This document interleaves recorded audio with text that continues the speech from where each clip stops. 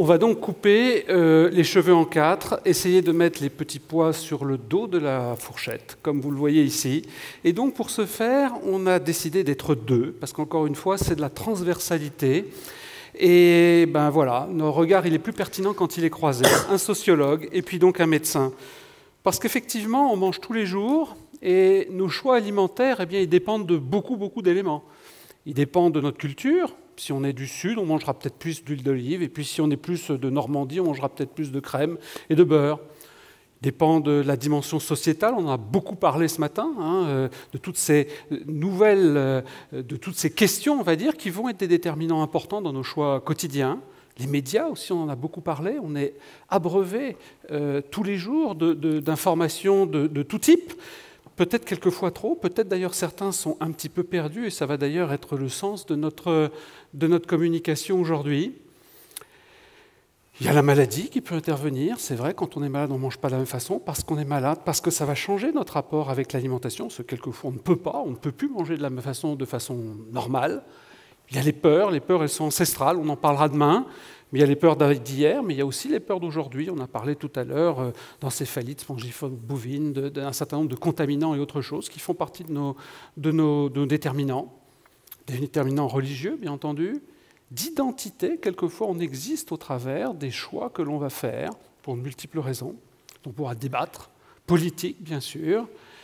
Et puis, ça dépend aussi beaucoup de l'âge. Et ça, c'est un point qui est très important, c'est-à-dire que tout ça ne se fait pas toujours n'importe comment et n'importe quand. Il y a des périodes clés dans la vie. La première période clé, c'est bien sûr quand on est dans le ventre de sa mère et quand on est dans les 2 premières années. Là, c'est le pédiatre qui parle. Sachez que c'est le moment où on va développer ce qu'on appelle nos registres alimentaires. Plus, en gros, on va avoir de la diversité, plus on aura tendance à avoir une alimentation diversifiée, c'est-à-dire équilibrée après. C'est donc des périodes absolument clés. Et puis je vais vous raconter aussi une histoire qui est assez fascinante. C'est que dans le ventre de sa mère, dans les 2 premières années de sa vie, en gros dans les périodes où notre croissance est extrêmement rapide, l'environnement, c'est-à-dire la nutrition, ça peut être aussi les toxiques, vont être des déterminants majeurs de notre état de santé à l'âge adulte. Ça se fait d'une façon un peu particulière. Ça a un peu à voir avec les gènes, mais pas complètement. On ne va pas changer les gènes, parce que comme vous le savez, les gènes ils sont bien ancrés, ils se transmettent de son père et de sa mère. Mais en fait, l'environnement va moduler l'expression, ça s'appelle l'épigénétique. Un exemple de ça que vous connaissez tous, c'est que si les fleurs fleurissent au printemps, c'est en partie par un même mécanisme. La chaleur, la lumière va faire que certaines protéines vont s'exprimer, et hop, la fleur va donc fleurir. La période de la petite enfance est un moment clé. Vous voyez cet enfant qui a l'air d'être envahi par la problématique de la tomate. Un point qui est fondamental, c'est l'adolescence. L'adolescence, c'est très particulier. Bien sûr, quand on est adolescent, on veut marquer sa différence par rapport à ses parents. On veut être différent, on a un petit peu peur d'aller dans le monde de l'adulte, mais on est encore un petit peu ancré de l'autre côté, puis en tout cas, on a bien envie de montrer qu'on va réagir différemment. Et puis, on va très vite devenir étudiant, et quelquefois, on prend des choix alimentaires, mais le problème, c'est qu'on n'a pas non plus toujours tous les moyens. Vous savez que l'alimentation d'un étudiant, c'est un problème critique, parce qu'on n'a pas beaucoup de sous, parce qu'on n'a pas non plus l'environnement, on vit quelquefois dans une petite chambre, ou en internat, etc., et qu'il n'est pas toujours très, très facile d'assumer, je dirais, ces choix, quels qu'ils soient, et sans encore une fois avoir quelques jugements sur ceci. Il n'est pas facile, effectivement, d'assumer ces choix à cette période-là. Et puis j'ai mis tout à fait au bout un couple avec un enfant. Là aussi, c'est une période où on s'interroge parce que c'est le premier enfant. On va donc s'interroger sur notre alimentation, ce qu'on va lui transmettre, de bon, de mal. C'est aussi une période qui est très, très importante. Vous voyez que là, on est déjà en marge entre une problématique qui est une problématique médicale et puis une problématique sociale, sociologique. Et c'est Jean-Pierre maintenant qui va reprendre l'affaire. Ouf. Oui. Bien. Alors, oui, déjà avec une image provocatrice ou provocante, je sais pas. Celle-ci en boit, celle-ci n'en boit pas. Vous voyez, c'est une publicité qui date de la fin du 19e siècle, où le corps médical encourageait les nourrices et les mamans à boire beaucoup de bière pour avoir un lait qui soit sain. Donc, ça veut dire que dès que, et c'est bien l'objet de notre petite conférence, la notion du sein est quand même une notion, disons, à géométrie variable. C'est-à-dire que le sein, la notion de sein, alors je ne veux pas être provocateur, hein, mais je veux simplement essayer de déconstruire d'un point de vue sociologique. Le sein renvoie à la notion qui a été rapidement évoquée ce matin par une des conférencières, qui est le fameux « je suis ce que je mange » ou « je mange ce que je suis », enfin on ne sait pas très bien dans quel sens on doit le prendre, qui est donc le principe d'incorporation. Et ce principe d'incorporation, donc, c'est que dès qu'on fait... Alors, c'est pas que l'alimentation, c'est bien sûr aussi la sexualité, c'est l'air qu'on respire, c'est le cosmétique qu'on se met sur la peau. Dès que quelque chose pénètre notre corps, quelque part, il présente un risque, un danger pour notre corps et pour notre identité, pour rebondir sur ce que Régis vient de donner tout à l'heure.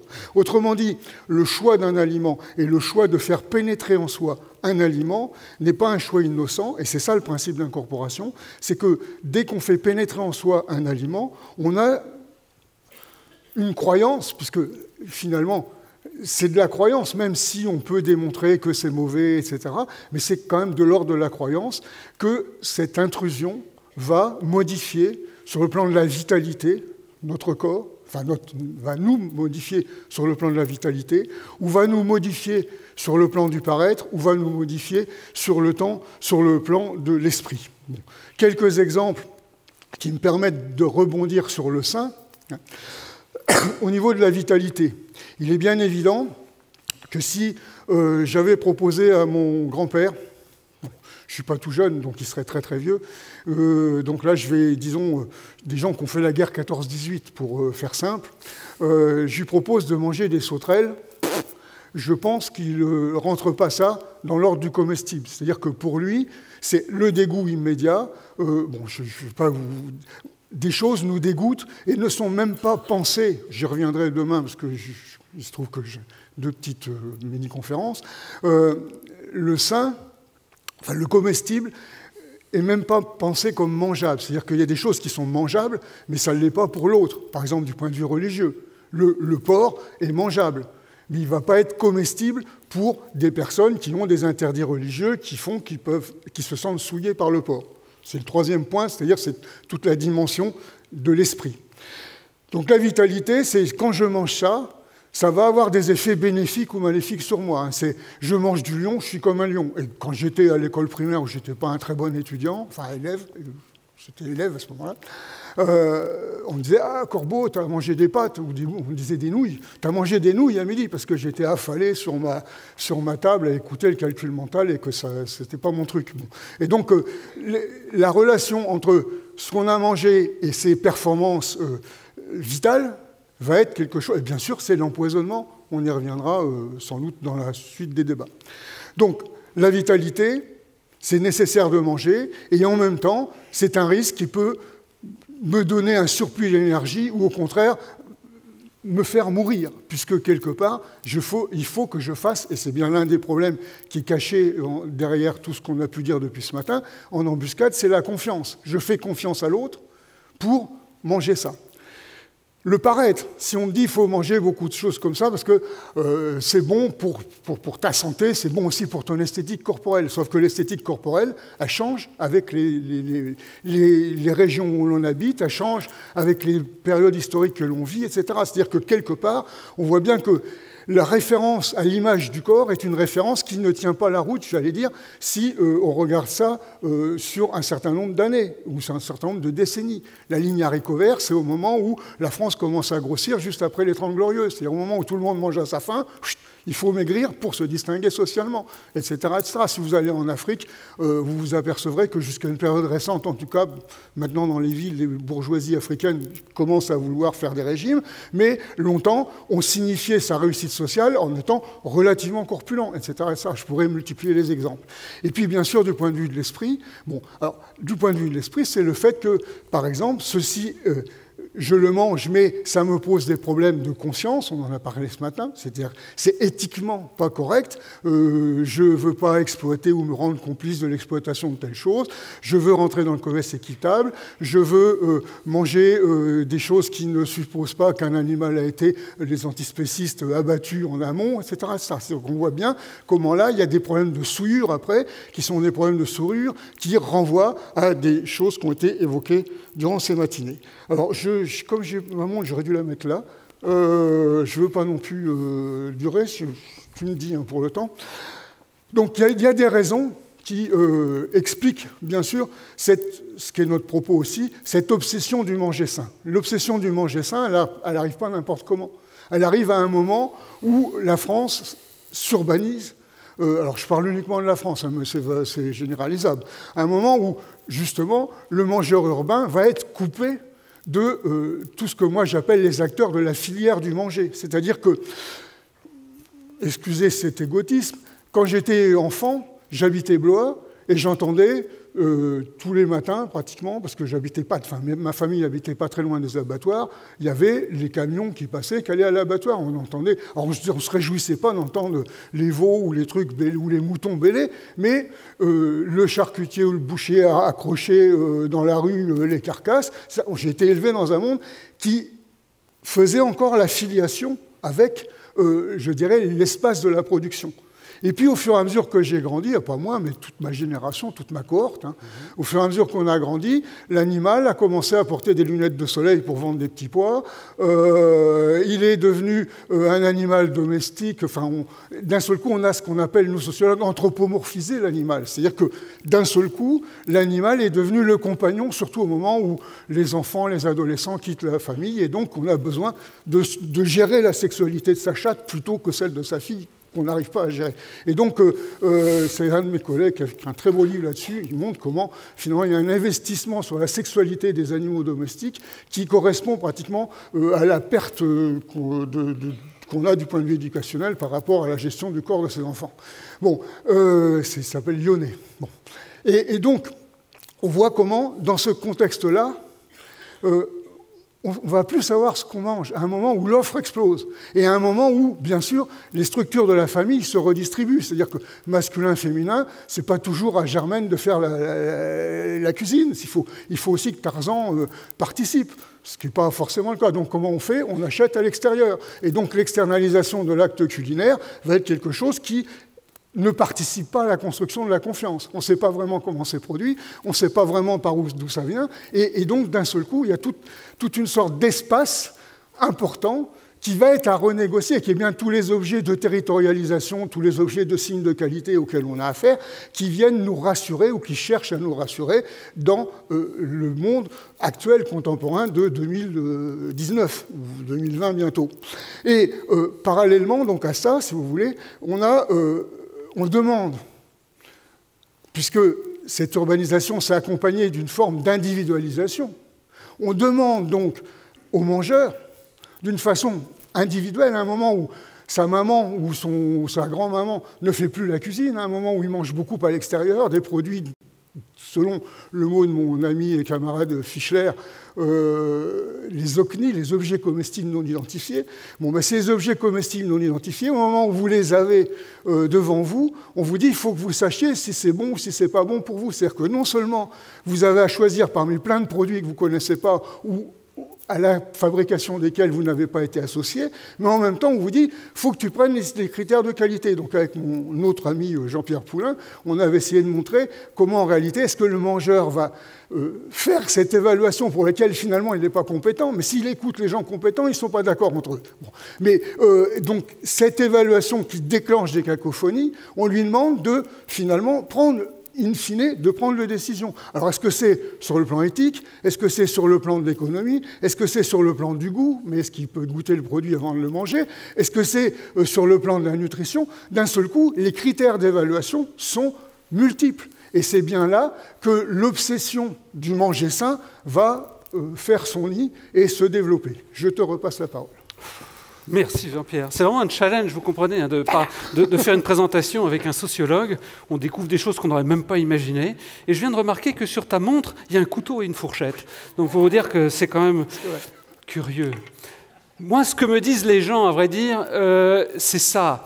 Voilà, vous comprenez, je me pose des questions, effectivement, sur le fait de consommer de la viande, parce que, rendez-vous compte, et puis on a eu une conférence ce matin qu'on a mis dans un cadre beaucoup plus large sur le climat, eh bien, oui, je me rends compte que pour manger, ou plutôt, quand on 1 kilo de viande de bœuf, eh bien, il aura fallu 15 000 litres d'eau, et vous voyez, si je mange des céréales, c'est quand même beaucoup moins, et les œufs, c'est encore un petit peu moins. Donc ça, c'est des questionnements, effectivement, que nous apportent certains de nos patients, et qui sont, effectivement, des questions qui vont déterminer leur choix.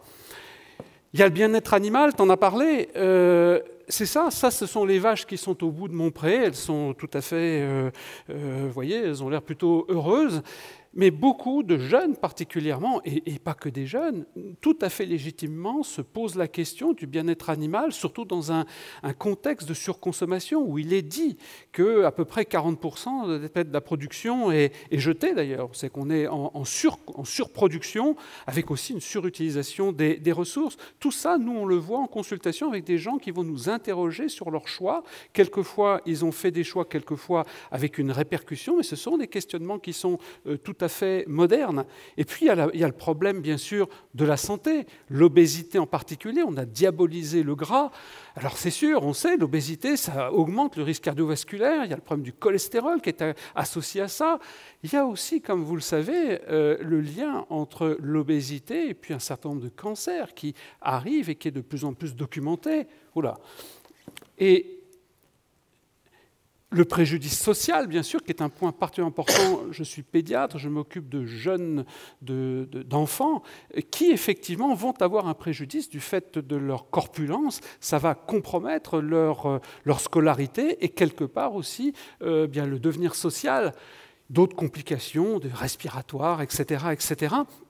Et effectivement, c'est particulièrement pertinent parce que au sein des maladies, on distingue, si vous voulez, des maladies transmissibles, ces maladies infectieuses, et des maladies non transmissibles. Maladies non transmissibles, 40 millions de morts par an, 70% des causes de décès, et vous voyez qu'en premier lieu, vous avez là des causes qui sont les maladies cardiovasculaires, le diabète, qui sont, elles, extrêmement liées, bien entendu, à ces déterminants alimentaires. Donc effectivement, pour tout un chacun, eh bien, cette question d'alimentation, elle se pose. Et puis, il y a ce que je vous ai dit tout à l'heure, je suis, pas moi, enceinte, mais c'est notre premier enfant, ou c'est mon enfant en bas âge, comme je l'ai dit tout à l'heure. Il faut être conscient qu'effectivement, cet environnement nutritionnel va être un déterminant majeur de la santé, de sa santé à venir. On sait que pendant la dernière guerre, des populations ont été soumises à de fortes famines, c'était en Hollande. On sait que 50 ans après, leur risque cardiovasculaire a été fortement majoré. Et on sait maintenant que ça passe par certains gènes, c'est effectivement, ou par la modulation de l'expression de certains gènes, c'est ce que dont je vous ai parlé tout à l'heure, c'est l'épigénétique. Alors effectivement, quelquefois, eh bien, pour tous ces éléments, et on ne les a pas tous cités, eh bien, voilà, ça devient une obsession dans sa vie. On est un peu paniqué, on perd d'ailleurs ce rapport de bon sens qu'on peut avoir avec l'aliment. On va mettre des heures pour préparer des menus, pour faire ses courses, et puis on va petit à petit s'isoler, parce que clairement, eh bien, c'est difficile de vivre avec d'autres qui ne vont pas suivre les mêmes choix. On va être soi-même mal à l'aise, et puis on va quelquefois avoir critiqué quelque part cet environnement qui est autour de soi, et quelquefois, eh bien, ça va isoler les gens, ça va devenir une espèce d'obsession, et c'est ça qu'est finalement cette orthorexie. Ce n'est pas n'importe qui fait ça, il faut avoir des connaissances. Et on revient encore une fois à ce dont on a parlé tout à l'heure, c'est-à-dire le rôle des médias, le fait aussi de pouvoir assimiler à son juste niveau des informations qui sont maintenant complètement redondantes, qu'on peut avoir partout. Il suffit de taper nos étudiants tapent sur leur téléphone portable quand on fait des cours, pour quelquefois que ce qu'on dit, pour vérifier la véracité de ce qu'on dit. Donc, vous voyez, notre rôle d'ailleurs en tant qu'enseignant doit évoluer. Il est peut-être plus à les guider, je dirais, dans cette masse d'informations, plutôt qu'à donner de façon descendante, je dirais, une information brute. Donc, vous voyez, tout ça, ça change sociétalement, c'est très, très important. Les risques de ça, c'est quoi? La malnutrition, certes, mais c'est finalement assez rare. Ce sont des histoires de chasse, souvent. Diversité, oui. C'est-à-dire que quelque part, en voulant trop bien faire, eh bien, on restreint son champ. Et finalement, pour la santé, c'est pas terrible parce que finalement, la meilleure chose à faire, c'est de manger un peu de tout. Il n'y a pas, à mon sens, de bonne ou de mauvaise façon. Mais par contre, il y a une chose qui est sûre, c'est quand il nous manque des choses, c'est pas terrible. Insuffisance pondérale, on sait que des gens qui suivent des régimes un peu particuliers, notamment des végétariens, des véganes, ont un poids qui est inférieur. Ce n'est pas inférieur au point d'être dénutri, c'est un tout petit peu inférieur, ça peut être un avantage. Quelquefois, dans certaines circonstances, ça peut être délétère. Et puis surtout, on a ces dimensions de souffrance, de repli, de dépression, d'évolution, quelquefois d'être une porte d'entrée vers des maladies psychiatriques. Mais ça, tout à l'heure, on en discutera avec des spécialistes quand on fera le lien peut-être entre ce comportement, on va dire, et puis le champ de la pathologie. Il est temps de conclure. Et là, je te repasse la parole. Je peux pratiquement rester où je suis, hein, c'est pas. Ouais. Donc, pour le sociologue qui est en même temps, je dirais, un militant du goût et très impliqué dans beaucoup de choses qui se sont déroulées ou qui sont nées plus ou moins à Tours, souvent, hein, que ce soit avec Puisé ou après avec l'UHCA, je dirais qu'il faut développer le côté jubilatoire et hédonique de la nécessaire, alors je n'ai pas eu le temps de développer ça, de la nécessaire réflexivité. Alors ça, c'est du jargon, hein, la réflexivité, c'est le fait de prendre de la distance par rapport à ce qu'on va manger, c'est ce qu'on a essayé de vous montrer.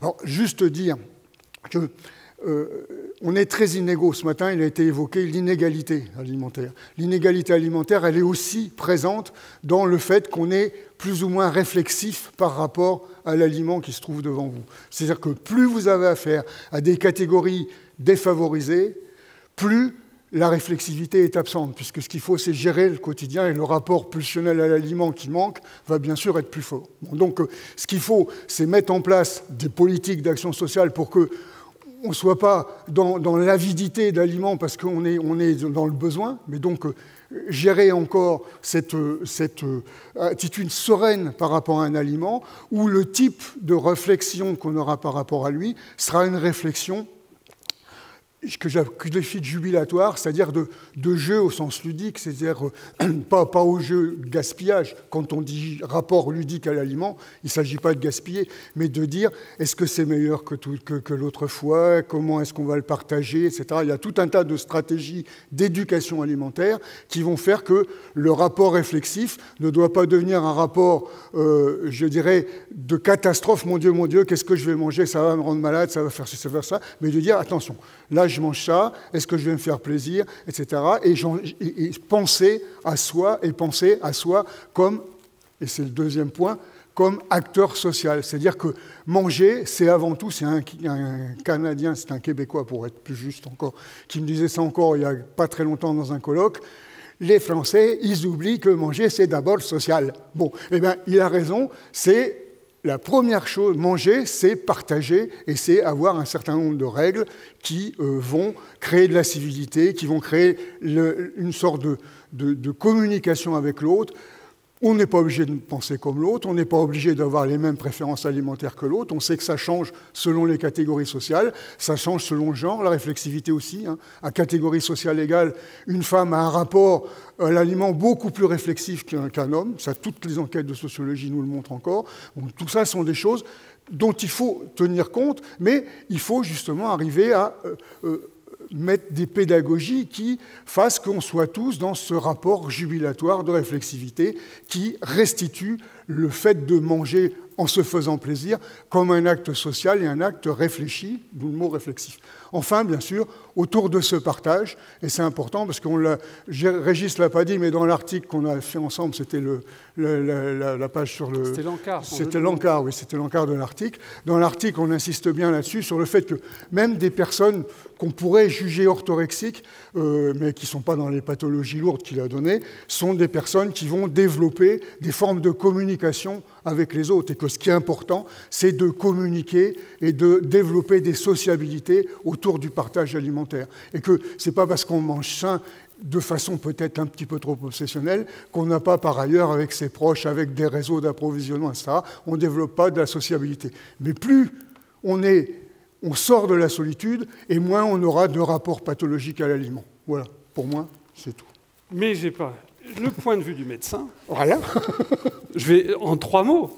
La première chose, c'est qu'on exerce, entre guillemets, notre art en lien avec la société. Il ne faut pas l'oublier, elle évolue. Donc il faut rester à l'écoute tout le temps de l'évolution. Et je dirais, si actuellement, tout ce qu'on a cité, qui peut être perçu par certains comme étant des menaces quant à l'équilibre, etc., il faut aussi en écouter les fondements, notamment chez des gens qui voudraient se tourner vers une cuisine végétarienne, végane, etc., bien comprendre effectivement que nous sommes dans quelque chose qui est en mouvement. Et on est bien même obligé d'écouter des personnes comme Jean-Pierre, hein, qui vont nous donner la dimension, effectivement, de ce que fait la société pour essayer de mieux la comprendre. Le deuxième point, c'est qu'il faut éviter d'avoir des propos dogmatiques. Vous savez comment sont les médecins, ils vont vous dire comment faire. Il y a d'ailleurs une petite image qui montre bien un médecin, ils disent vous devez faire ceci, cela et cela et cela. Et puis vous avez derrière ça une bulle, derrière le patient, qui lui pense, moi, qu'est-ce que je tire de tout ça? Je ne vais plus voir mon médecin. Donc voilà. C'est un point important. Éviter d'être dogmatique, parce que dès qu'on met d'ailleurs une frontière, trop de barrières, on ne discute plus. Et je crois que c'est là le principal problème. Et puis, bien sûr, ça c'est un plan purement médical, mais quelquefois, effectivement, les prises de position qu'on peut avoir ont des conséquences sur notre santé. Et ça aussi, les professionnels de santé en général doivent en avoir conscience et savoir effectivement tirer la sonnette d'alarme. Ce n'est pas tout le temps, mais quelquefois ça peut arriver. Et donc, il faut bien sûr qu'on joue notre rôle. Merci. Merci beaucoup.